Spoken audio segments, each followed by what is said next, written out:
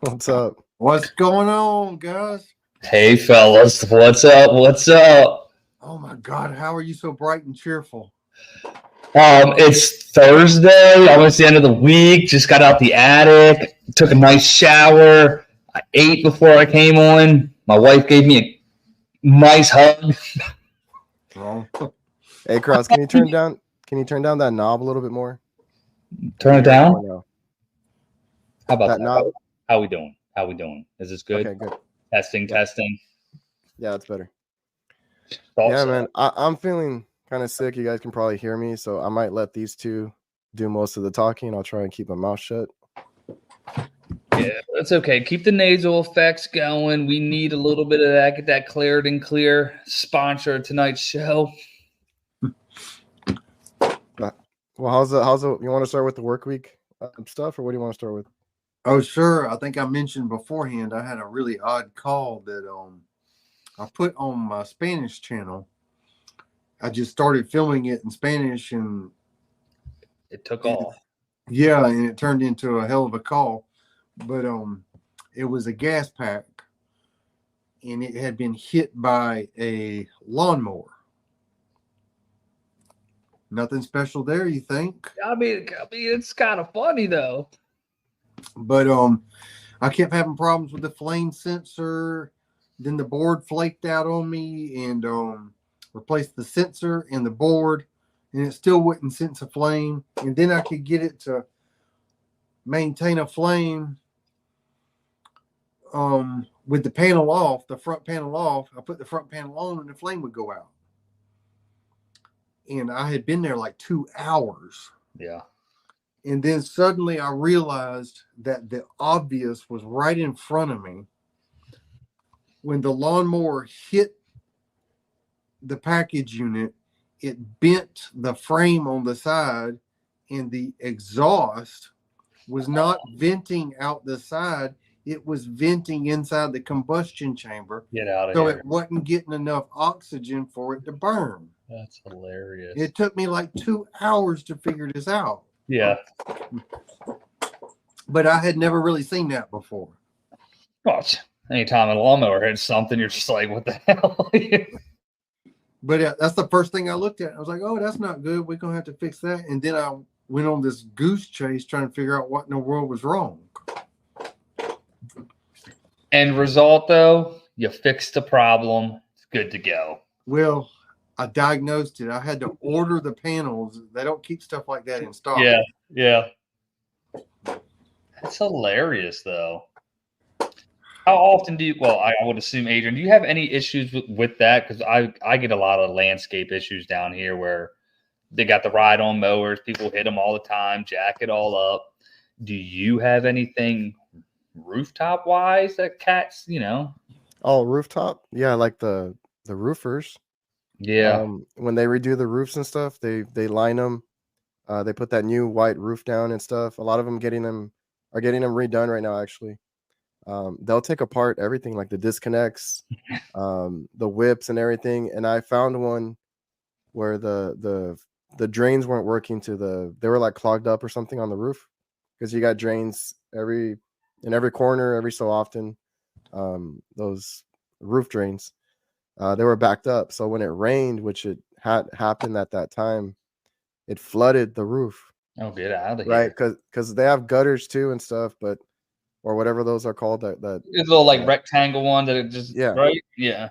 But they're a few inches off the ground anyway. But like a weeping hole. Yeah, so then like they never mounted those disconnects back. They were laying on the floor in the water. No. I walk up there and I'm like, oh, this is like a whole death trap up here. So we've had that, that they leave stuff disconnected or disassembled because they're trying to do their job and stuff like that. Or those guys that go with the spray foam too, they'll spray down the roofs and all that too. And they'll spray the disconnects shut. I had one recently where I couldn't open a disconnect. So I had to go down and mess with the breaker instead. So there's always somebody meddling. I had seen similar things on roofs. I saw a disconnect that was literally at roof level, spray foamed, and underwater. Yeah, solid. I used to do work on a building. It was this, we call it the Rosemont building, and it was the same type of way, man. It was just seal tight or conduit just ran across, but it was all broken and rusted and gross. Live wires sitting up there. You were generally okay, but it would pocket puddles. You would touch a unit and get shocked a little bit. You know what I mean? I'm like, I can't work on this. Apparently, they finally redid the whole roof and all kinds of stuff, but that sucked. But it's nice that commercial spots do that in the sense of getting the roofs done. But the ones we would deal with, they're just cheap as shit. It wouldn't do a damn thing. Gotta watch out for those guys. So what are you up to this week, Kraus? All right. So we started with the relocation of a condenser. Videos dropping this weekend. Stay tuned, be prepared. We just relocated a condenser. We kind of partnered with a company that does like lanais and screened in porches and all that. So a lot of the time the condenser's in the back of the house. Had to relocate it to the front. Did that. That was fun. Ran a new line set. Good stuff. Couple no heat calls. It turned out it was a high limit bad discharge temp sensor on a zone board. It was just locking it. It said it was like 200 degrees. It was like reading. I got like 106. So just disconnected that, get a new sensor. What else do we have? Oh, and then we started a duct job. So that it is crazy, dude. There's no lie. One of the vents feeding like the kitchen was like a 3x3 hole. It was like it's all old ass duct on like a 2,000 square foot. I was telling you guys about it. 2,000 square foot house, and it was actually a 3-ton. I think I said it was a 2.5 or something. And we ripped all the duct, got the right sizes. So that's what we're doing. That's me, and then we got that plan for tomorrow. Love Kurt, what you rocking with? Well, I had a visitor today. I had a unique day today. Was it good? I saw your short. What's that now? I saw the short where you're like, I got a special ride along or something. Yeah, I had a ride along today from Francisco Pastor, the Cleanmaster Latino or Cleanmaster USA. And we talked and answered a few calls. I happened to be busy all day today, so we just went to call after call after call. And hell yeah. He's a good guy. He really is a good guy. And I tried to do one video with him in Spanish, but he wanted to speak in English the whole time. So now I got this English speaking video on my Spanish channel. Hell yeah. That's hilarious. Well, I was going to ask, so most of your dialect or conversation today, was it English or Spanish though? Today? English. Yeah. Every now and again we had to break off into Spanish. Get a little Spanglish in there? No. English or Spanish? Well, I'll tell you, si, madre. That's all I got. Was that it? I don't know. I think I made a word there. Well, I'm going to tell you, Francisco, he speaks fluent Spanish. It's not Spanglish. Mm-hmm. I mean, every now and again you might hear a word like breaker instead of interruptor, but he speaks fluent Spanish, fluent from like Central America Spanish. Yeah. It's not even how you spell it. It's taco. How do you say it? Like you say, there's like a way to say it though. What, taco? Not taco. They make really good tacos. So the guy who owns the company, he's American, but he's Cuban. His parents are Cuban, but he does the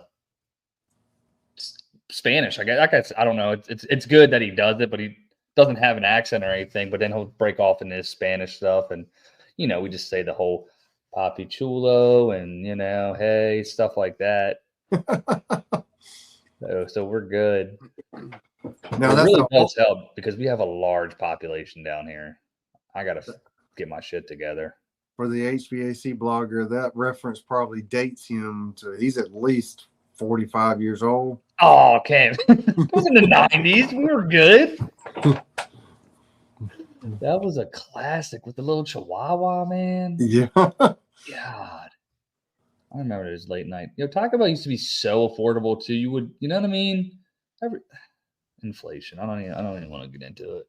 I'll start Yeah, I don't crying. know if you guys saw this comment. He wasn't involved with it, but he was at a supermarket because the roofers were using an axe. Bruh. An axe? Get the f out of here. That's ridiculous.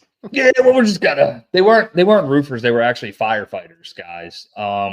They just had to get through the roof to get inside the building, and they decided we're gonna That take sounds bizarre. Yeah. Hey, accidents happen, right? PVC shears to it by accident. That's a Yeah. possibility. and I ain't gonna lie, whatever. We ain't gotta talk about it. Now I know what you're talking about. Yeah, thanks.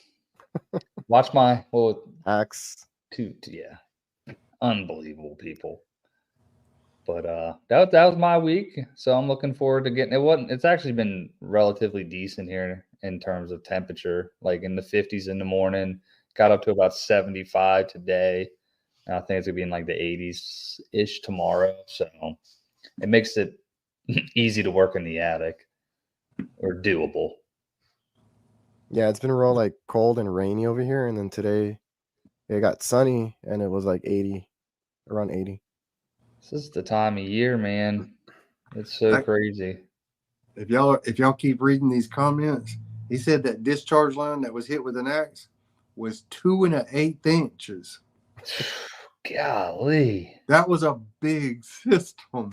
Holy man! Yeah, they did that shit. That's supermarket. That's a supermarket. Oh. No, sir. Yeah, I took out that 3/8 or 1/2 inch on mine, and that's so ridiculous. Oh, yeah, he's like, someone got fired for sure. We'll find out. We gotta find this. All right, I need this. Need the address. We're doing an investigation. HVAC investigators undercover. No, so. You know, you got questions that came through on the Gramsci? I was thinking you said HVAC investigators. Let's do it. There's a company called HVAC investigators, and they go out and they investigate lightning damage for insurance companies. Huh. You ever had to deal with them? I back when I needed work, yeah, but it's just like you're always the bad guy. You show up and you see a blown out compressor and some melted wires, and you tell them, hey, I think this is lightning damage, and then their insurance company ain't gonna cover it. Wow. So no, I don't do that anymore. Plus they want you to use some kind of app and like 70 minutes worth of entering information for $100 or something. I'm like, no, I'm good. I'll pass. Yeah. Obviously we're the lightning strike capital down here, right? So it happens all the time. We get there, real quick, interrupts the power, runs backwards, things like that. But we had a customer, they were in Europe or something. They got hit with lightning, took out 2 of their units, all their TVs, everything in the house, burnt it all through. And I don't know what I'm assuming insurance has got to take care of something like that. You know what I mean? The whole house is just taken out. Fortunately, nobody was there and didn't catch on fire. God, it was wild. So that's my experience with lightning. Been struck by lightning. So yeah, you want those questions? Yeah, let's start it. I mean, you sound so exhausted, man. Are you good to go? I'm fine. I'm just frustrated because of my voice. Man of the people right here. So first one coming in is from Family First 1415. What do I need to get into HVAC and what is the pay? Now, I get that question a lot. I've had to answer it so many times. And I always have to tell people it depends on where you're at. And this is not like a get into the trade and get rich quick type of deal. But I don't know if you guys want to or have opinions on that. How do you get into HVAC and what pay can they expect? There's a lot of ways to go about that because a lot of people want that instant like nowadays like it's that instant gratification. Like people don't want to work towards like you started out here and you slowly make your way from like helper to lead to installer to service tech to sales to things like that. Everybody kind of just wants to go straight to the one thing that makes the most money. Some people like the school route. I know we've all discussed this already. You can do the whole school thing if you find a really good one. Just find a company that's willing to take you on as an apprentice and just start doing all the dirty work and learn from there. I think that's just the best way. Well, I started working and I went to school. That's right. Yeah, that's 100%. I was working full time and going to school at night, 2, 3, 4 hours a night. And I'll be honest, I didn't really learn a whole lot that I didn't already know. Yeah. There you go. I'm not sure how much. I'm not sure how useful it was at that point. I did learn a couple of very useful things, and maybe 2 things that made my life easier, but I was able to apply them immediately because I was working. Hell yeah. I was fortunate just to, my dad did it, whatever. Now I bullshitted my way all the way up to basically where I am now because that's what it's all about. Just fake it till you make it. I'm still doing it. Okay, you go in there, but you got the confidence, you're good. Depends on also like what field you're about to go into. If you're going to do commercial or if you're going to do residential or, you know what I mean? Things of that nature. Well, that's true. I mean, a little bit like that, Like with me, I started out doing duct work and I wasn't getting paid but like $9 an hour. Yeah, that's where I started. Roughing in. I mean, you got to work your way up. No matter how bright or intelligent you are, most everybody has to start at the bottom and work their way up. I think that's the proper way to do it. There's a lot of influencers and there's like a podcast. Like they're like, oh, some of these dudes, they don't do that. And they're like, oh, if you got good people skills, just go right into sales. And then you're making yourself $500,000 a year and shit like that. But they don't, you got to have that technical aptitude to be able to do the shit. You know what I mean? And at least when you speak to a customer, have that understanding. I think having the confidence doing that, always be willing to, self something I'm trying to say, guys. Invest in yourself, essentially. You know what I mean? I'm sure like when you were working and before you went to school, you may have taken a look into understanding it beforehand or like your off time. Yeah. I actually had a book from Books A Million all about air conditioning, and I read the book like 3 different times before I ever took a job. Yeah. And I felt like it was something I was interested in, and I didn't like crawling under houses doing duct work for those months. I didn't like it, but it was my foot in the door. Yeah. That's how I started. Like, I know, like, obviously, I'd say, like, if you come into the trade, you could expect, I don't know, like, when I came in, it was, as a helper, it was like $12 an hour, okay? Now I think you potentially expect, like, 15, 16 is kind of a good range, I think, if you have, like, no experience. It's more than minimum wage, I guess. I don't know what that's at nowadays. If you're in California, it's like $30 or something. I think it's like $9.75. So if you can come in at $15 an hour, again, it's all going to, like you said, vary between state to state, market to market. But at the same time, if you like look on those websites, like Indeed, or I guess Indeed, I don't know, you pay scale across the nation, you see what the average is. Like you can demand what your worth is wherever. Because when I came from Maryland down here, like Florida was supposed to be like, they don't pay you shit. The labor's ass because it's a right to work state. And so when I first got here, I like kind of believed it. So I thought, okay, if I can get $20 an hour because there's no state income tax versus what I was making in Maryland, we can make things work. And then I realized, like, once I really started investing in myself, like taking this HVAC serious, I realized what my worth was. and like I damn near doubled my hourly income, within 2.5 years. You know what I mean? Just because I'm like, nah, that's bullshit. You can get the next joker with that, but I know my value. I know what I know. There's a whole segment we can get into in terms of like, obviously we're different than commercial, but customer relations and things like that, and sales and this, that, and the third. But get your foot in the door, find a company. There's gonna be companies that'll hire you as a helper. I see it all the time. Like, I tell people all the time, if you got a driver's license and you're drug free, you got a leg up on about half the guys out there. Yeah, I mean, when like who's the cat on Mikey Pipe's channel? The young dude. He's got his own channel.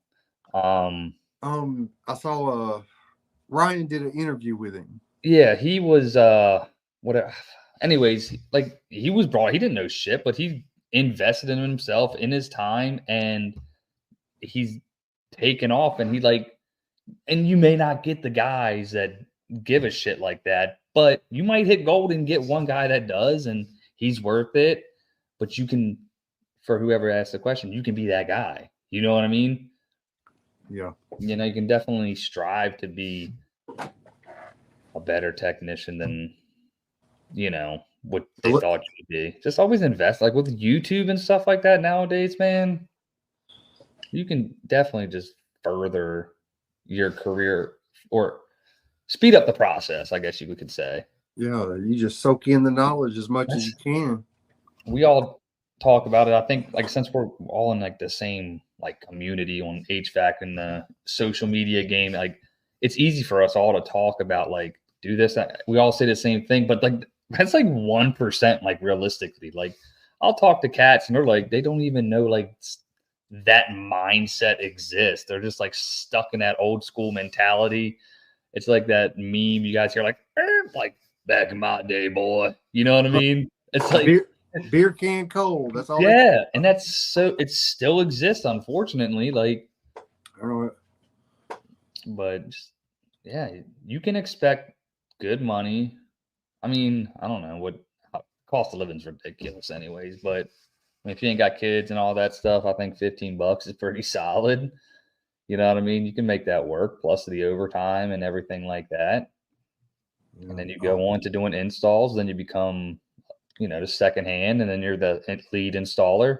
Then you're the maintenance tech. Then you're the service tech, and then you're the lead service guy. What do they call it? Senior tech. Yeah. Progression, natural progression. You know what I mean? I always knew when I got into the trade. I used to couldn't make 18, but can you? But you know what? I think it might have been HVAC time. Jason Johnson's, he might have posted something about that, like making the trades better. It might have been somebody else about like Bucky's pays people like $22.50 starting out. You know what I mean? And like it was some ridiculous thing. And it's like you only work 32 hours a week, but you get all the benefits. I'm like, fuck. And he's like, how do we make the trades compelling? But somebody just asked if you're going to ever hire anybody, or if I'm ever going to hire anybody. Our plan on my side is to, we plan on getting to that point. We're at the point right now. We're highly considering it. You know what I mean? I definitely would. We would like to expand. Like I know you've had employees in the past, and understanding, the numbers on the dot of what it is to run a company and employees, and having now with all the analytics to help you project on what you're gonna, you know what I mean? I'm not planning on hiring anybody. Yeah. Unless I get to where I physically can't do it no more. Right. I need somebody young to do the work and just ride with me. But as long as I can physically do it, I'm not hiring anybody. I'm not going through that again. I'm sure it's a headache. Like we want to grow the business. We don't want to be a conglomerate, but at the same time, you know what I mean? It's hard to hire somebody and be like, oh man, but I had a great feeling during the interview. They were awesome. And then you get them out in the field and they're ass. They're stealing from you at the company. And oh my God. You know, I I got could, so fed up with that. yeah, It's horrible. side work fucking here, and then that's fine. I get the side work. That's not the point. But you're using stock off there. You know, my last company, the guy would, you know, he's like, hey, dude, if you, you know, just pay me what the part is if you're doing it on the weekend, and we're good. Like, you know, it's we're just because the supply houses wouldn't be open. I'm like, bet, you know what I mean? So Yeah. yeah, But no, what I understand. You seem very like because you're able to pick and choose like your work essentially at this point, right? yeah, I can. Um, So it's like you don't need to be able to like you know what it's gonna call like you're at that point, you know your numbers, this, that, and the third, what's sustainable for you.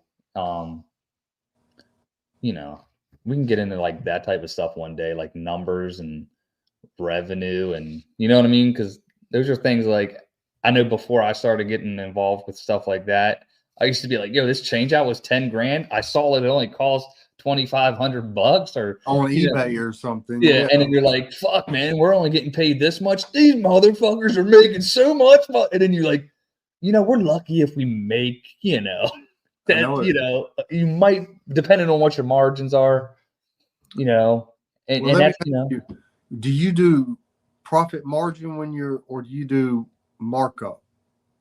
So we have a divisor. So I guess it's markup, right? So depending on the price of it, and you know, and but everything's flat rate also. So we just kind of have that built in. We don't do time, material, and stuff like that. So I do time and material and I do a markup, but do you if you look into margin, it makes everything cost a lot more. does your markup is it consistent depending on price, or does it change It per changes with price. right? For example, a $5 capacitor. Sometimes I don't want people knowing this, but the markup may be 700% Yeah, or more. yeah. But if it's $300 to $600 part, it might It's be gonna be 25 or something like correct. that. Yeah, exactly. Same. So it's like the higher it is, the less markup you Yeah. have for Yeah. sure. You can't do that with $1,000 blower motor. Nah, dude, this is gonna go through the roof. I forget what method my dad, but it was always like at the end, it was like you did 0.6 after your whatever. He would do it like that. And like if I was doing a side job back in the day, I'm like, yeah, what should I mark this up to? Well, you know, what are you gonna pay yourself this, that, and the third per hour? What's it gonna take you? You add your taxes, then you do it, divide it or multiply it by 0.6, and you get your number. I was like, oh, all right. Well, when I do markup on my installs, Mm-hmm. I add up the cost for the whole job, Right. and then I add 35 or 40% of that entire cost to the price of the equipment. And that's labor, thermostats, everything all added together. And then I add markup to the whole thing. Total at the end by yeah. Yeah. That makes sense.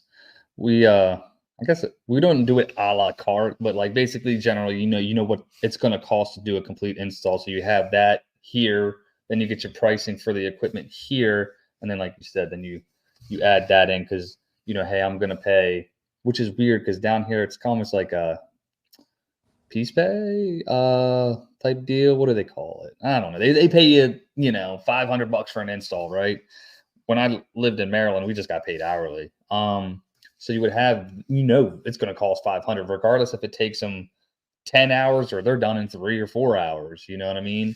You plus your plywood and all that stuff. And if you don't need it, you just Keep don't. it for the next job. Exactly. So yeah, that's fun stuff. I'm trying to learn all that like real intricately, but the understanding the aspect of it, like you're like, oh, that's a $10 million company and things like that. And you're like, you know what I mean? You think everybody's sitting high on the horse and stuff, but most of these cats are credit rich. You know what I'm saying? Yeah. So I'm looking at jeez. I mean, I was at 515 at McDonald's in 2004. 1984. That's epic, dude. Like you know what? But you add that up over the course of a year, you could buy a house cash. You know what I mean? Like, Dude, that is terrible. I think I started my first job at 86, 87. And I quickly got, for high school, I was delivering pizzas and I was making pretty good money. hell yeah. That's so You make crazy. lots of money in tips. I can make $100 a night just in tips. Was everybody still stoners back then when they made their pizzas? Was it a big thing, or is that just now? It just seems like, yo, you only work at a pizza shop if you're smoking weed all day. It seems like. I don't know. In that time of my life, I was a big drinker. I wasn't a stoner. Okay, yeah. Nah, because the only reason I know is like my sister worked at Pizza Huts and stuff like that, and she would always say that. She would be like, everybody was just high, bro. And so when you start going in, like, look at the people making your pizza. They're just like young little kids, dude. They're probably just back there, you know. Well, now it's all vapes, so they're just like, yeah, man. You know what I mean? Like, yeah, of course I'll cruise and because I saw that. You know where else I saw that?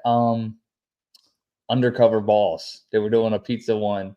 And then he's like, yeah, I took this job. You know, my last one, we smoked weed all the time. Now I smoke weed here. And then, like, it was the CEO of the company. She was like, just so you know. You know what I mean? I am the owner. I was like, ah. So.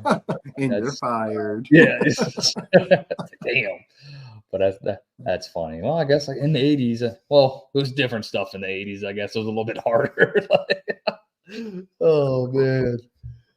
That's the 80s great. were some good times. I had some good times in the 80s. It's every decade prior to now is just so much better. Like, you know what I mean?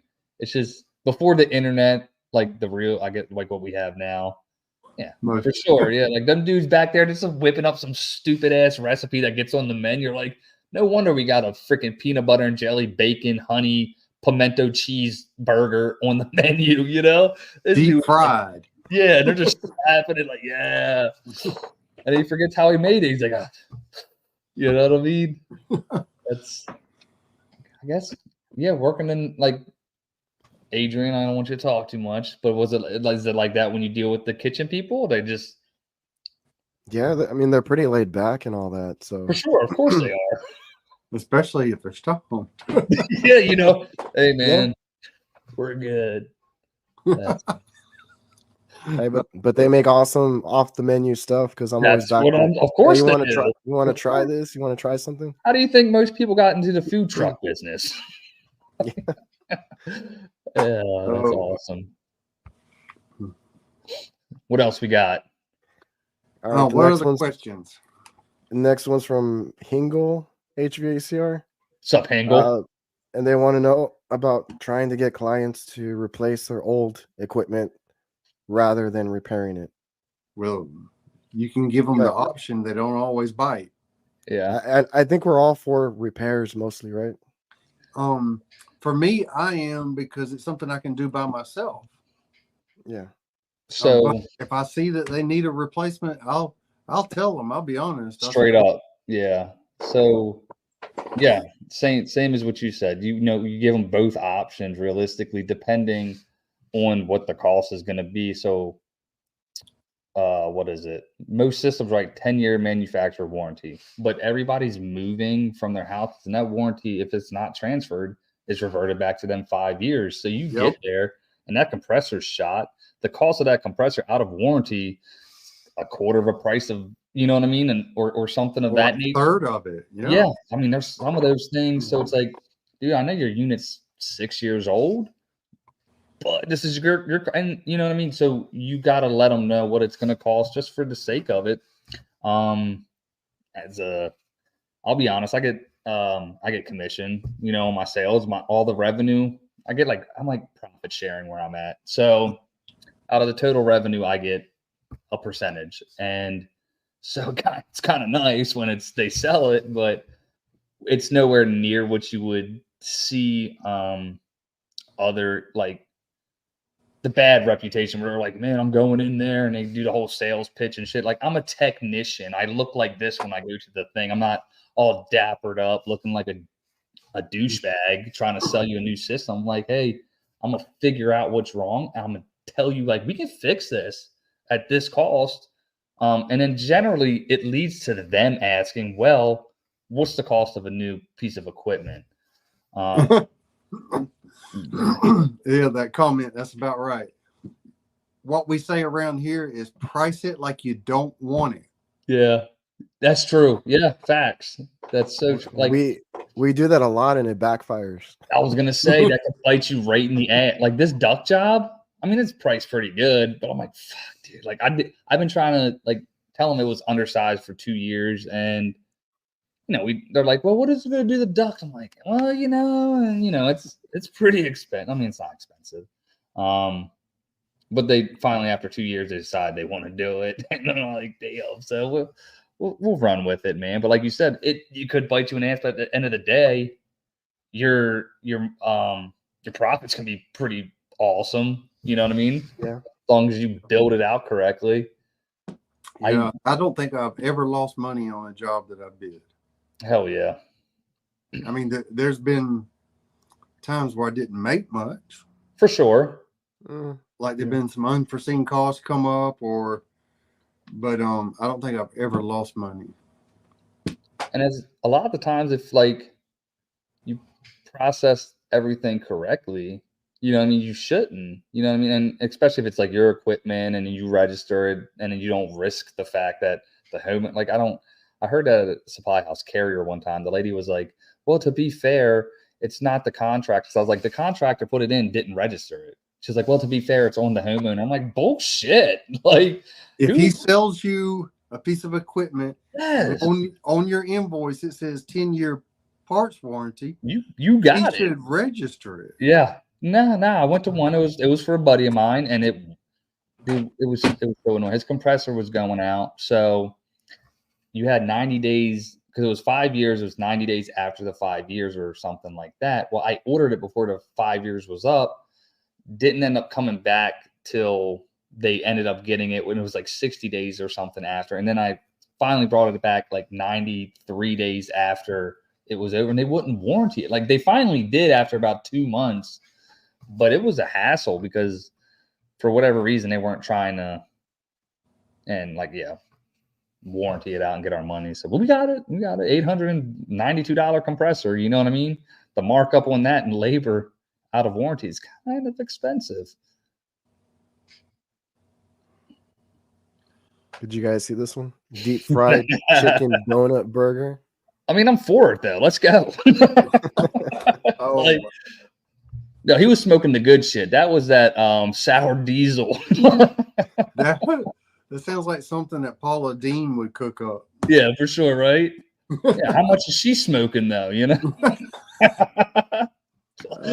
I mean, we know Martha Stewart's getting down with Snoop, so yeah. If she's doing that, Paula Dean's got to be. Yeah, they're in cahoots, bro. They're growing that shit together. I mean, everybody does it. I mean, Mike Tyson and Hulk Hogan are now like they're opening up dispensaries together. So why not? Yeah.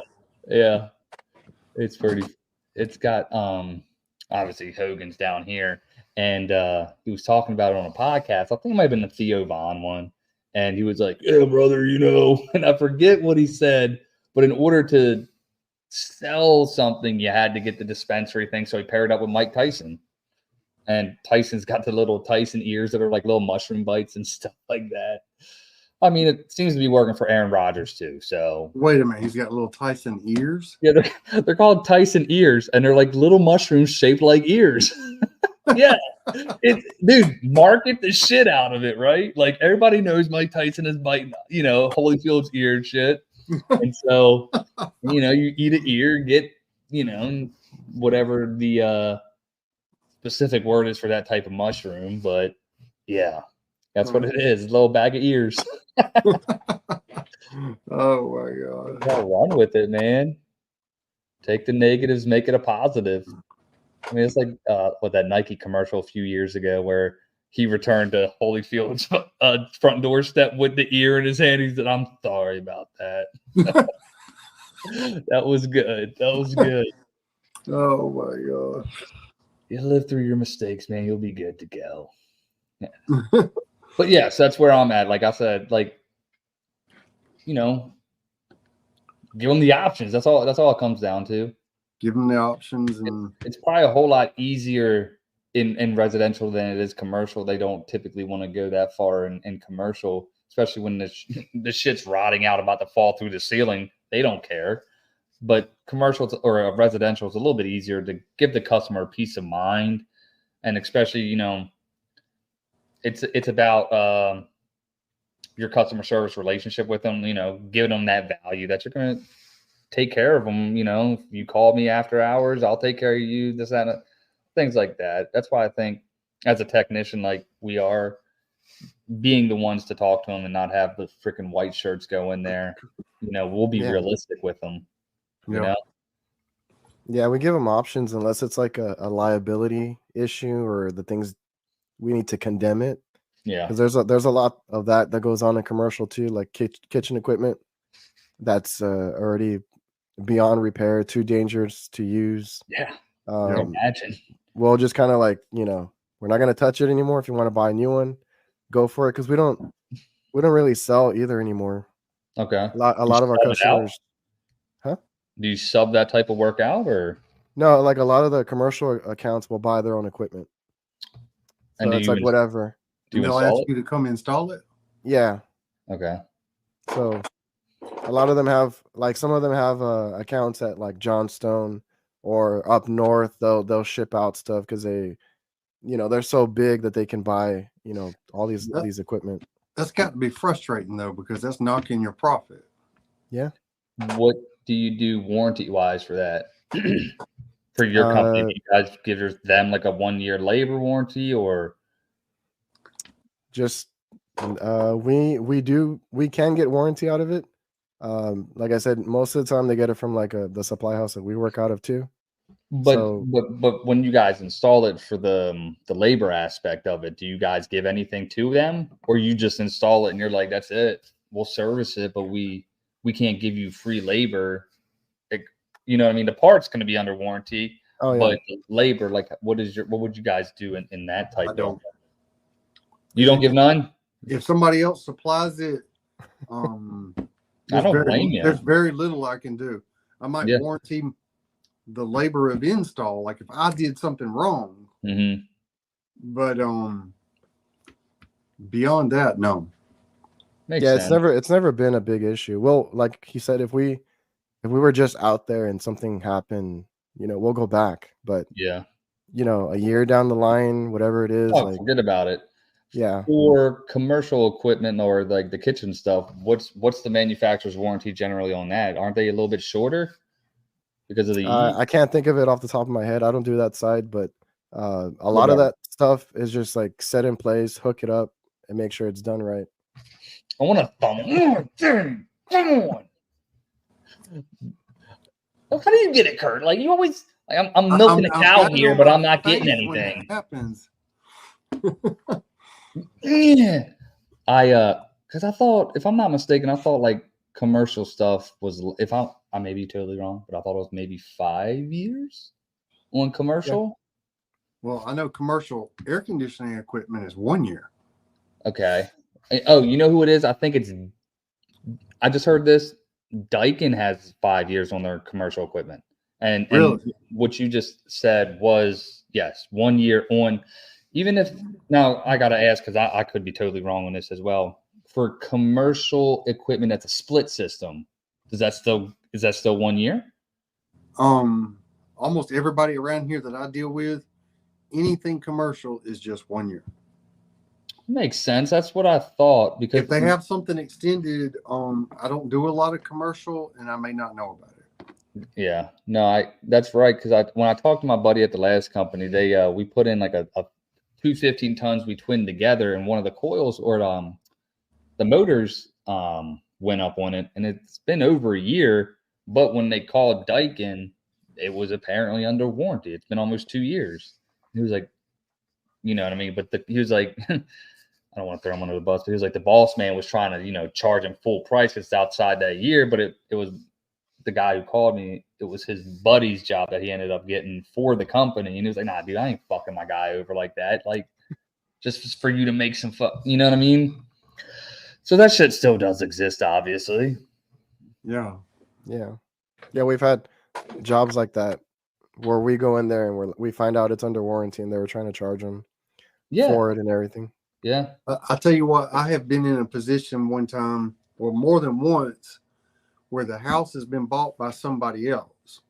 Yep. I installed the original air conditioner, so I know who it was So registered. you'll, yeah. And so that means I could get the part under warranty if I wanted to. For sure. So should I do it? That's a good question. I mean, I would charge them some sort of transfer fee. I have not done it. In terms of? I have not warranted the compressor. I have not bought it under warranty and returned it. Okay. I just didn't tell them that I knew who owned it before. Okay. I just didn't tell them. For a set of our friends here, luckily I was able to actually, their blower motor went out. It was a Lennox. Luckily, the original paperwork was on the unit, and I found out who it was. I got it warrantied out for them. I did that.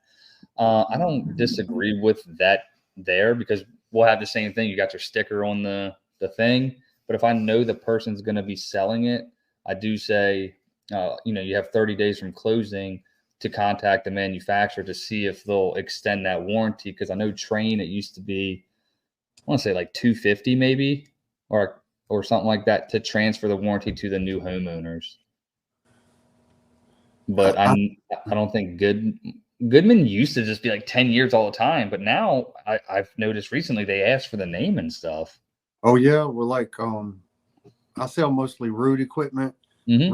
Riemann Root. They want to know who it was registered to. Yep. Yeah, same. And if the name's not the same, that's it. They're not going to warranty it after 5 years. Yeah. So so same with us. That's what we primarily install is Root stuff. And like I said, we took over a company that was around for 35 years. So we got all their customers and their database and stuff. And we honor those warranties from them guys, even if they installed it, obviously, right? We just took it over because this equipment is still under the warranty, and we'll just have to verify back and forth, because they can go back and find in the records if they bought it from here, or like sometimes it's parted out from Gem Air and things like that. So we have to sometimes do a little bit of that HVAC investigator shit and figure out where it came from. Come on, man. Yep. Yeah. I think we touched that topic. We go a little bit of squirrel on the nut thing, you know what I mean? And we figure it out, guys. This is fun. Let's go. Next one. All right. The next one is from Jeffrey. A2L, what's up, Jeff? A2L transition and the 410A phase out. Mm-hmm. Don't we have one more year? I think you're right. HVAC School just did a video on this. I was trying to watch it. Yeah. Yeah. So there's new. It was supposed to be. I might have a book in there. It was supposed to be this year. Yeah. It's going to be like 85%, and then by the end, I guess 2024. Now we were just texting about this, right? That whatchamacallit, they're going to stop manufacturers from producing 410A systems, which is crazy. I know when I went to the symposium 2 years ago, they were talking about, and then like there's 4 states that allowed you to put in that new, what is it going to be, R32? R32, and there's 454B. Okay, so the propane blend or whatever. So and it's gonna be. I mean, I think we'll all be fine. Whatever. We're just. Do you think they're going to do like they did with the 410 and have the dry charge systems where you put the Freon in yourself? That's a good question. If they're going to come, yeah. Well, I have a book. I'm gonna read over it again. It was from some dude named like John Olovitz or Oshovitz or something like that, and he was like he's on the committee for that stuff. So we'll have to look into it. I'll get some more answers. But whatever it is what it is. We have to be prepared just to start doing that shit now, anyways. Double deuce. Hook 'em on. I hung on to R22 at my house as long as I could. Hell yeah. I mean, I think my dad still rocks the 22 at his house. You know what I mean? We still have it too. Yeah. Here. My apartment that I had before we moved in here was 22. And yeah, I mean, it was expensive to run the piece of shit, but it was, that shit will get cold. Well, the efficiency's ass, boy. So I'll tell you that much. Wait a minute. You still have R12 on the van? Where? Somebody had commented that they still had R12 on the van, and I'm like, wait a minute. R12 hadn't been around in a long time. What did they change that to? Fucking, I don't know. I'm not really good with the HFCs and CS, all that. I'm not very smart. I'm not going to lie. But I got my EPA, guys, so I'm going places. I'm pretty much a licensed contractor at this point. You know, you get those people applying for jobs. I got my EPA certification. I'm certified. Yeah. You're like, okay. Yeah, you certified crazy if I'm going to put you in a truck. Yo, let me get that truck, bro. Yeah, I mean, regardless, we got to deal with it, man. I think that's all it. There we go. Thanks, Mike. I forgot about 134 actually. 134 a-hole. That's right. Well, I know that was the case in vehicles. Yeah. Yeah, I remember. Well, I still use 134 actually. That's what I've been working on lately is like hospital reach-in coolers and stuff, and those are running 134A. So, you ever work on like little mini wine coolers or anything like that? Yeah. All right. It's been a while, but yeah. All right. I got one over here. A customer's throwing away. It was like 2 months old and it just stopped. They took the leads off the back of it. So I was like, yeah, I'll take that shit. It looks brand new. I Googled the thing. It's like $1,500. I'm like, yeah, I'm hoping it's just a board. But I don't know how they got those little weird connectors on the compressor there. So I don't know. I'm like, I'm lost from there. What do you mean? It looks like it might have a little relay on the top. Yeah, it's got like a relay on it. That's a very primitive hard start kit. It pulls down and makes a connection across the run and start, just right across. Yeah. For a brief instant. Just millisecond, and it's out. Okay. Yeah, I was like, the compressor wouldn't come on. Like I hooked up like an extension cord I cut and wired it up. The lights and everything came on, but I didn't know where to go. Like in terms of, I'm just gonna buy the boards, I guess, and just. Hey, we got somebody that wants to hop on the stream real quick. Who we got? What's up, Brian? What up? Hey, Yo, D-Rye Aroni. Jake the Snake. Hey, Big Brian. Man Adrian and Curtis. What's up, guys? There he is. He made it. What's going on? How's it going up there? Just hanging out on a Thursday. It's going good. I just got home from work, man. You be running them calls, boy. Well, it's the hours. It's the time travel. The travel between calls is what kills me. Yeah. Like my first call was an hour and 15 minutes. Then I had to go 2.5 hours north of where I was, and then it was an hour and 45 minutes home. Y'all can have that shit. I tell you what, y'all commercial boys, man. You got to learn to love the driving, traveling. Put in a good stereo system and just jam out. Okay, so you got to have a badass seat, though, too. You know what I mean? Give me, like, some type of, lumbar support. My ass would be numb. That's all I'm saying. I got a bad nerve. My ass is numb. Just thinking about it. I got my podcast and my Spotify playlist, and yeah, it's all good, man. Good money. Positive attitude. Love it. It used to drive me nuts doing those long drives, and then like I used to get like sleepy and all that, but I finally got used to it, and now I actually enjoy it. Right, you got time to decompress or think about the call. Yeah. And like you said, if you have that music cranked up, you're good. The only thing I hate about the long drives is when I'm about halfway to where I need to be and something falls in the back of my van, and I'm like, yeah, I'm like, oh God, what is that? Or that shit opens up on you. Yeah. Yeah, I'm like, man, don't let it be the spray adhesive. Please don't let it be Oh. spray adhesive. Dude, the worst is when them damn chemicals pop open, bro. I had those stupid Venom packs from freaking reverse. Like, I don't know why I bought this shit because they had them, and the fucking bag just burst all over. I'm like, I had it secured as hell, bro. Nope. Now it's all white down the. I'm like, I'm done. Yeah, I had the blue one pop. Yeah, The worst one. yeah. And it turns white, right? All Yeah, crusty and white and shit. on my new van, I had to clean it up. That's funny about hearing something fall in the back, and you're like, what You was get that? so nervous, yeah. Like, all right, that was either some especially if PVC. you hear like a hissing or something. Mm-hmm. It Or happens maybe- it happens so often now, like by the sound, the ting. I'm like, I know where that's at. yeah, okay, I know what that is. That's my can of Croil or ting. Okay, well, one of the hoses come off my manifold. I'm like, I ain't stopping for that. Hell yeah. I got the damn, so like I got that Adrian Steele thing, and sometimes I'll forget to lock the freaking thing. Every time I hit a turn, It it's slams. I'm like, come on, man. And then the pack out drawers, I won't latch them because I like to get open. But if you slam on the brakes, all the drawers open up and then shit flies out. And you're just like,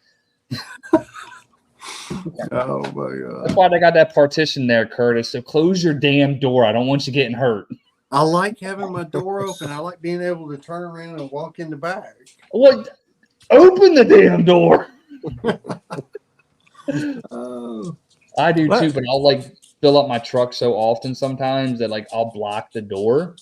And I'm like, shit. And I'm just like pushing it open because I gotta go take a piss or something. I'll pull over on the side of the highway and I'm just like, I got my bottle here. I'm like, son of a bitch, I can't open the door, so I gotta get out anyways. So Now this is of me in Florida Highway Patrol. That's why. This is a first world problem. Do you guys have any issues with your tall ladder when you're going down the road at highway speeds? That thing humming, like, I mean, you know how to stop it? But You know tape how to over stop it. it? Tell me. Take some spray foam and fill up the tubes. Curtis, we're not doing that. No. I'm serious. Okay. It'll stop it. On the ladder or on the The rack tubes, itself? the steps on the ladder, those little tubes The are hollow what's on it. tubes. Fill up the ends with spray foam, let it harden. It'll go away. I'm gonna do that. Well, I can't do it in the morning because it'll be too cold. But I got a can of spray foam. When I get to my first call, before I even go up on the roof, I'm gonna do that because that is about ready to drive me nuts. I'm Yeah. gonna tell you, I did it one time, and I put the ladder back up there before it was good and dry, and that spray foam started spraying all over the back of my van, and it looks like it's like glue back there if it touches your van. So try to let it harden. Yeah, I can do that. Yeah, that's not a problem. That'll stop it. I'm definitely gonna do that because it's so bad. Like by the pitch of the hum, I can tell how fast I'm going down the road. Yeah, that'll stop it. Cool. Tip of the day. All right, you need to take a video of that so we know. Like, this is how you do it, because that's gonna be a fucking trend that like pops up all over the place. Because nobody, you know what I mean? They might. I bet you. You know what? I'm not even gonna tell you guys because someone's gonna steal. Fuck it, I'm doing it. You heard it here first. Plugs, bro. Plugs that go right in there. Boop, boop, boop, boop. Bro, Shark Tank that shit, right? Because then you can take them out. Because we've got to resell it, and someone doesn't want the fill of foam inside of that. You know. He's not only an HVAC tech; he's an entrepreneur.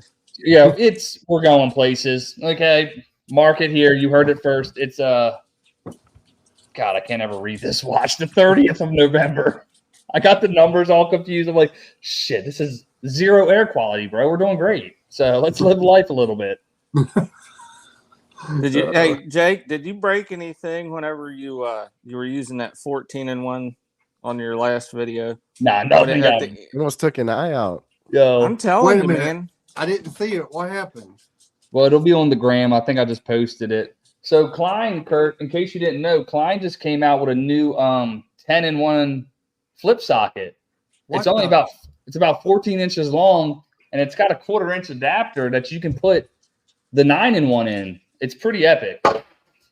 It's just a piece of copper. Oh And, my God, you had me going. I'm like, so what the hell? Yeah, and he spun it at the end of the video, and yeah, it went flying.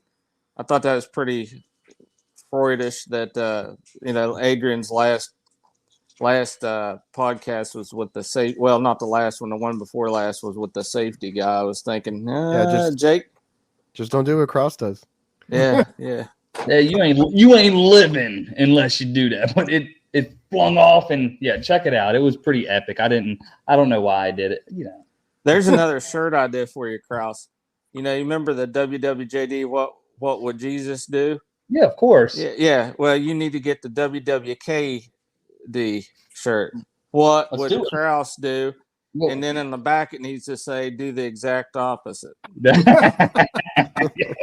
I mean, hey, that's a good motto to live by, I just did the opposite of what my parents did and my brothers and sisters, and I've turned out okay. Damn. What's up? Who we Mick? got? I can't read that. Gosh, mama. That's Mick from Capital and Coast HVAC. Hey, Mick. Hey, how's it What's up? going? Capitals. Here we Good go. to see you guys. Capital Welcome to the Coast. Deep South. What time is it where you're at? Let's do it. It's 2:15 on Friday, so we're a day ahead, and I can tell you the sunshine is phenomenal. It's good weather. How's things? Oh, We're good. wow. He's from New Zealand, right? That's correct. Yeah. Awesome. Thanks for Solid. joining. I want to get New down Zealand there and in do the some trout house, fishing. bro. I've been watching you guys for some time, so no, thanks for bringing me on board, Adrian. Appreciate it. I appreciate Yeah, you Adrian, thank popping you. on. Yeah, So, Oh, sorry, Adrian. Oh no, go ahead. I didn't have anything. No, I was just gonna say New Zealand's on my bucket list of places to visit because I'm a big trout fisherman, and they got some pretty good trout fishing there. Yeah. Think we've on got is it some on good- the South Island? Both South and North Island. Yeah. That's- So we have sort of big lake. It's about the same size as Singapore, actually, in the middle of the North Island, called Lake Taupo, and it's also a lot of geothermal activity up there. So the water's nice and warm, and yeah, the trout tends to be pretty big up there in the streams.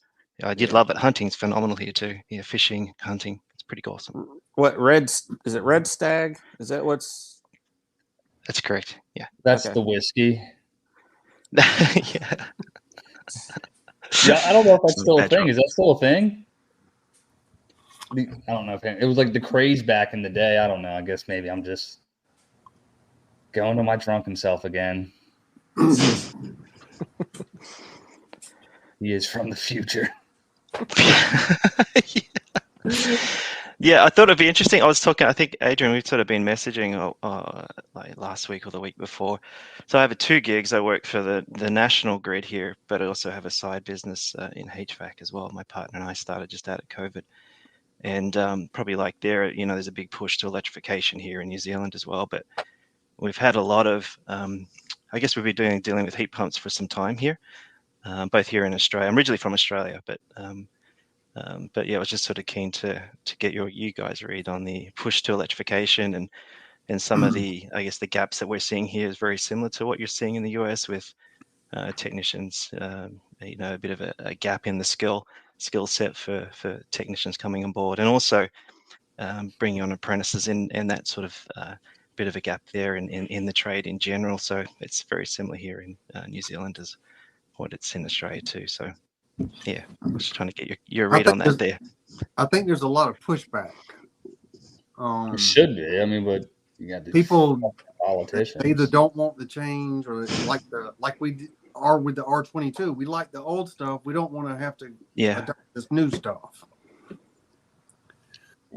Our infrastructure is like, it's just not sustainable for that. You know what I mean? We're going to put everybody on the same freaking grid. What's going to happen when everybody powers up their shit, plugs in their electric vehicles at the same time? Like, it's just not sustainable. But that's just green energy, whatever, somehow is what they're pushing. And I think it's ridiculous. But I got mostly heat pumps where I'm at anyways. And yeah, me too. Yeah, we don't have heat pumps. We have mostly electric down here, actually. And I don't work on gas anymore that much. Really? It's a great idea in theory, but like Kraus said, we don't have the infrastructure. I mean, if you look at the power lines and stuff, especially here. I'm in West Virginia, and it's bad. It's bad. And I'm not getting political or anything, but if there wasn't government subsidies involved in this right now with all the green energy, it wouldn't be pushed as much as what it is. It's just a big money grab more than it is to help the environment. And that's what gets my crawl. That's what bothers me. It's great, but it's putting the cart before the horse. I tell the customers the same stuff what you just said about it's all just it's what it is, dollar signs, like, hey, let's do just like this whole in my belief, the Sear 2 crap, you know what I mean? That was just I don't know. But it's changes, man. That's just the way the world goes. I mean, this is stuff that people were facing in the 90s when they were changing stuff then, like you said. And well, I forget the website, but they do numbers on how long it would take how much money it costs to upgrade, say, from a 14 SEER to a 20 SEER, and how long it would take to recoup that money. And it can be 10 to 15 years to recoup that money. And God forbid an ECM motor go out in the meantime. So what's the point in doing like a 20 SEER system? Yep. Is it dropping out on you guys or just me? What's that? Like everybody just goes black and then it starts circling on my screen. I can see everybody. No, I can see you just fine this end. I'm done. It's about that time. I can't deal with the electric. This is the same thing as heat pumps. All this electrical bullshit technology. I can't deal with it. I told my wife the next house, or whenever we are able to build our house, I'm going geothermal with radiant. I mean, it's the cost up front's crazy, but the return on your ROI on that, the return on your investment, I think is like 6 to 8 years. I think. Do you think with all the new inverter technology though, like they're like a high SEER, and it went blank when you said something, Curtis, but the inverter technology now, it's almost comparable to I think the geothermal. I was listening to a R&D podcast, and they were talking about that. And you know what I mean? So we've gotten so far with the technology to be able to match those types of efficiencies. I guess, like you said, it's that kind of upfront cost and stuff like that, and the ROIs. Like the 20 SEER I have at my house, I didn't even install heat strips. And the whole thing, even wide open, a 3-ton system, condenser and air handler together are pulling about 20 amps. That's wow. Stupid, man. That's crazy. What do you got? You got an Ultra in there? Agree. Okay. Yeah. That's solid. No issues? No issues. I run the whole thing off 140 amp breaker. It gets the power from outside, right? Is there like a drive outside or? Well, it's like a traditional air handler. I just discontinued the power at the air handler and ran both powers from one. Okay. Like surge protector to both units. Solid. Yeah, makes sense. I like it. Actually, it's a voltage monitor that has a surge protector on it. Is it the ICM 493? RSH something. RSH. Oh, you like the rector seal, right? Yeah. I think that might. Yeah, because it's funny because my buddy, the one I work with, he's putting a Goodman 20 SEER in, and he was like, "Oh, should I get the surge protector?" I said, "Get the surge monitor." I say the ICM 493, and it's got the monitoring where you can change the percentage above and up and how many hits it takes during the surges, and it's got a contactor in there as well, so it opens and closes as long as the power is good. I mean, to protect those boards, man. I mean, all that freaking sensitive stuff. Yep. That's what mine does too. It's worth the investment to get that monitored. What's your what's an I just got a electric bill? delivery at the front door. Give me 1 sec, guys. What's your electric bill run peak summertime? 125. Get the fuck out of here, dude. I got a damn 16 SEER 2021 Carrier. That's ass to begin with. Kalos put this shit in, and bitch was like $450, bro. Your electric bill? Yeah, dude. During the peak, well, I mean, our summers are, I'm assuming, comparable. You're not far from me, but I want an inverter so bad. Well, y'all know I may be buying a house. If that You taking the system out? no, I'm just saying if that air conditioner fails, I'll do the same thing there. Oh yeah, I'll do the same thing there. Now, for somebody else to pay me to put in one of those, it's expensive. for sure. But if Now, I do it myself, it's different. So did you get? I know you can, like, if it's for your personal house, you get a pretty sweet discount when you buy like a Daikin. At least at my local, it's like they give you an extra 25% off. Well, it depends on who your power company is. See, do you guys have Duke? Do you have Duke, Curtis? No, we either have Georgia Power or a local EMC. Can you choose? No. Okay. That's cool. That's cool. What was the package? Oh, have you worked on the Fujitsu heat pump wall mount systems, which have the auto feed filtration system? It's like I think it's 4.2 kilowatt, but it's got the auto feed filter. They came back, I think they're probably 10 years old, 12 years old.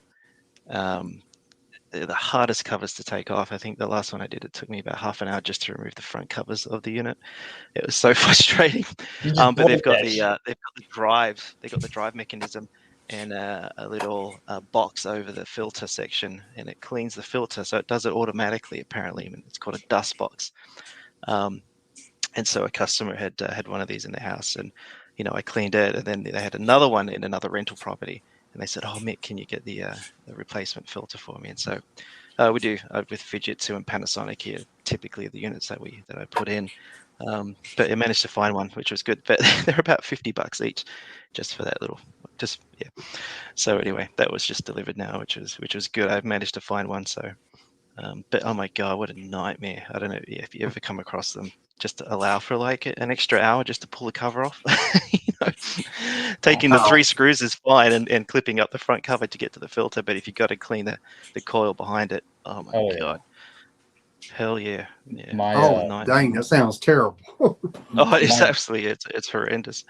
I used to work with my dad, and he's old school, and he would get so pissed off on those things, and he would just start slamming them bitches on the wall, dude. I'm like, yo, pump the brakes, pops. Let me get your old ass off the ladder. I'll go up there and, be all delicate and shit. Like, a little bit of patience, so it'll get you there, but it is frustrating as hell. I don't think I've seen one that's that hard to get on. Well, it's because you're the master. If I can get a screenshot, I'll put it up there. I'll send it to Adrian. But oh mate, yeah, it is. They're shocking. Yeah, I guess that's a question for me to you guys. What split systems do you like to work on that the covers come off kind of easy? I know for me, the Panasonic's got like 2 or 3 clips at the top, and you just clip them in, boom, comes off. Phenomenal.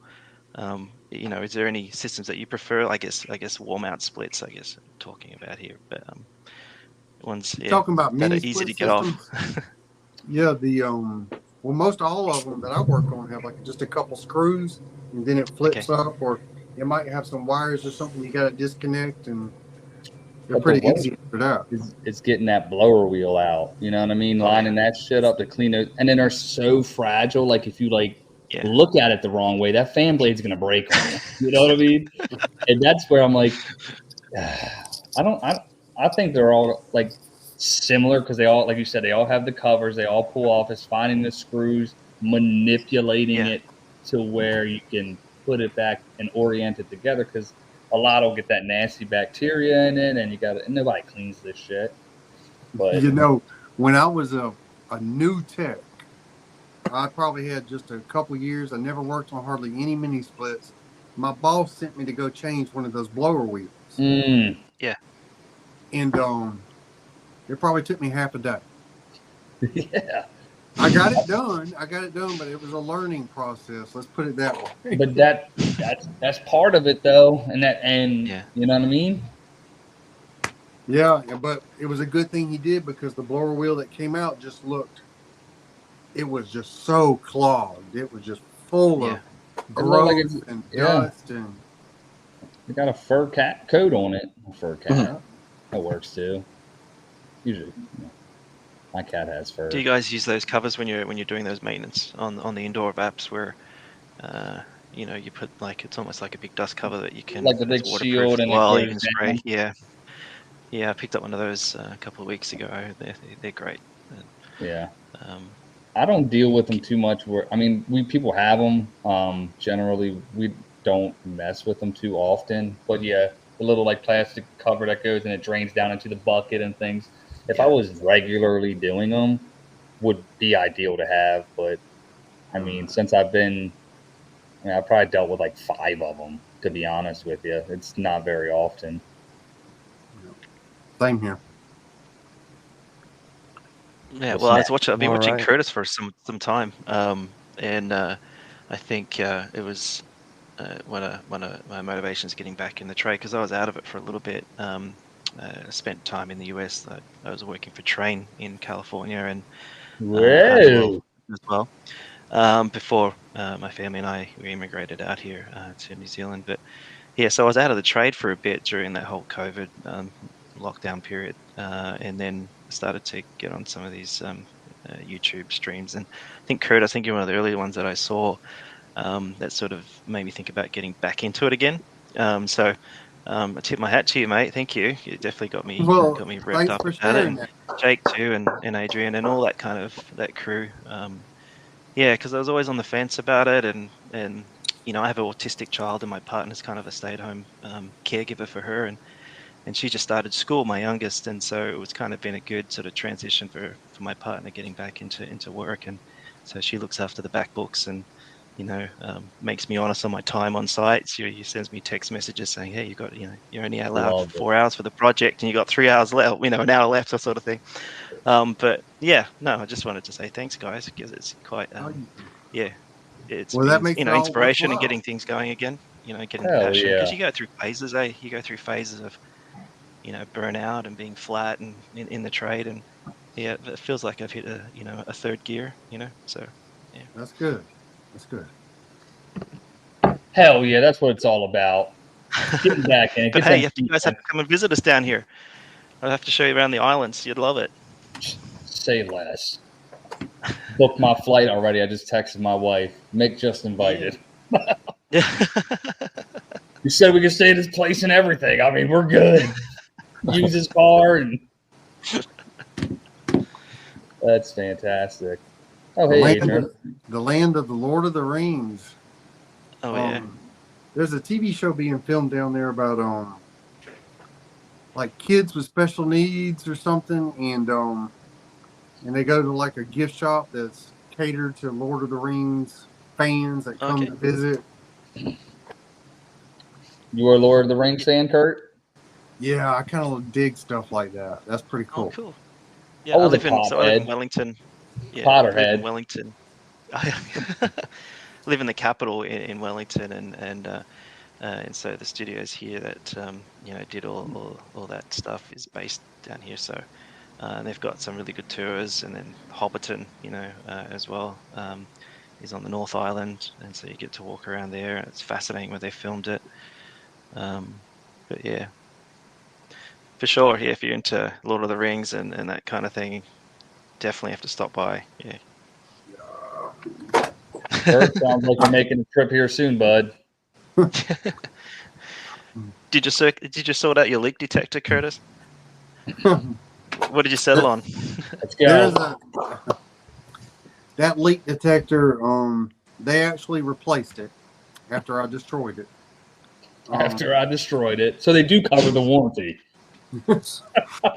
They did. They reached out to me the next day and replaced it. Nice. But I ended up buying a JB Prowler.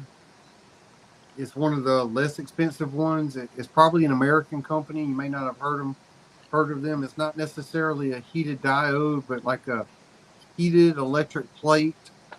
It's a different kind of technology, but it's more dependable. It may not be $900, but it works.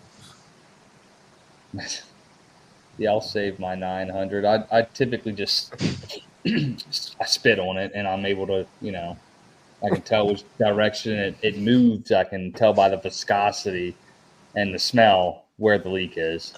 Do you remember the old burners back in the day, like the Bunsen burners that you used to put the hose and then it would go green? Do you remember those old days? It would 22 turn green. and 12? I remember those. Yeah. Dang. You've never used one of those crowds? Nah, dude.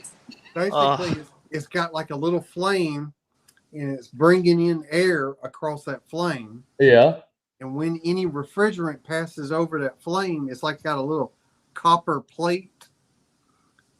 It turns green. That's crazy. Don't worry about phosgene. Don't worry about the phosgene. It's all good.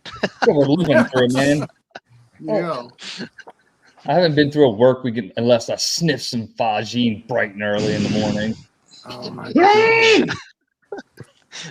It'll wake you up. Straight up. Like the Tyson ears, bro. I mean, I'm good to go. No. I never used the sock thing either. Did you guys do that? The sling psychrometer. Yeah. I've done a sling psychrometer. Walking around. That's crazy. I've broken them too. I mean, they got real thermometers in there, and you can break them. Yeah, I'm sure. I'd be hitting things left and right. Like, yeah. You got to wet one of the socks and put it on it and sling it around and get your wet bulb temperature and your dry bulb. And you got like a little formula to do relative humidity out of that. Crazy. I for shits and giggles one time I watched a guy. He did a video, and it's like a 15-year-old YouTube video, and he went outside and he put the thing on, and I was like, so primitive, bro. You know what I mean? Now we got pocket psychrometers and shit like that. It's like, I know it. The first moment I was able to buy I had a little Fluke psychrometer. Yeah. As soon as I could buy one, I bought one because I didn't like. Yeah, I could imagine. You had to keep the sock wet. Keep it wet. Yeah. That's right. So you spit on it. Well, no, I never did. Well, yeah. Got to think back on it though. There might have been a time. Might have to run over to the sink and get it wet and pull it back up there and spin it around a little more. That's so funny. The good days. And what about the manometers that actually use water, inches of water? You've never used those either? Is that like a magnet helix? It's nothing like that, right? I just use the dual port manometers. Yeah, it's a tube. It's like a U, and you put water until it's 0 and 0, and then you hook your manometer tube on top, and it'll push the tube of water up and down. Bro, that's epic. You need to start doing little short videos on that because that would be cool. I know the dude. Who's the dude, Adrian, with the big beard who works for Klein a lot? Mike or something? Oh, yeah, Mike Mayberry. Yeah, Mike Mayberry. He does all that old shit, and it's so cool to see. Yeah, there's another guy, MacGyver. I don't know if you guys have come across him on Instagram. He collects antiques, like antique tools, polishes them up, cleans them up, and restores them. I love that. That's badass. Yeah, and like all the antique signs and everything. Mike actually works for the same company I do. Oh, that's right. Yeah, but he's like the safety guy now. Yeah, that cool little like Lennox, like that's awesome. That's like that's like the nuclear bomb thing you would do in the 60s, like picture. You know what I mean? I took that off a damn boiler I was doing, and then if they would just go back to this, like data plates with like the metal etched in, we would never have issues. Like this is from like 1984 or something. I No, posted 'cause a video the other day. I tried to use that little ink trick, Yeah. and when I Oh, yeah. did, everything rubbed off. Yeah. I had nothing left. I'm like, and I had to get a solenoid for a reversing valve, so I just took it off and took it with me and got a replacement and came back. I had no Oh, idea what the modeling cereal was. That's hilarious. Hey, this is a true story. Just spit on it. That's what I do. Like aside from the mark, like I'll spit on my finger, and you get it. And then if you take a picture on your phone, it's almost like invisible ink. You can zoom in and maybe get an angle. And Next time, spit on it. See if you get lucky. I know it sounds weird. But trust me, I did do a video where I did that. I'm like, look, and you could see it. Hey, I got a question for you. What do you guys do during the Christmas holiday season with your own businesses? Are you shutting doors, or how do you monitor that through the break? Yeah. I'm probably going to work all the way up till Christmas Eve, and I'm going to take 2 or 3 days off. And I'll probably pay for it the next day that I come back, which means I'm going to be busy as hell. But that's what I'm probably going to do. Christmas and all that stuff falls like the main holiday on a Monday, right? So Yeah. We'll take off that day, potentially the next day, or observe it Friday through. Because for me, anyways, right now, like, excuse me, the calls have kind of slowed down, but I took off Thanksgiving and Friday this past week, so yeah, that's what I do. I'm on call the week of Christmas. He's so pumped. Sorry, Brian. I'm so excited about that. I mean, it is what it is. I mean, I worked in the oil field for 12 years, so Shit. Yeah, so it was like 3 weeks on, 1 week off. Man, I've been stuck working. Christmas of 2015. Man, I was on a well site for 33 hours. Christmas Day and the day after Christmas. Bruh, hats off, my man. Golly. Jake, are you reading these comments? Nah, dude, what's up? What we got? There's lots of comments about you spitting on it. Bro, I'm telling you, it makes life so easy sometimes. You can use that on just about anything. You're welcome.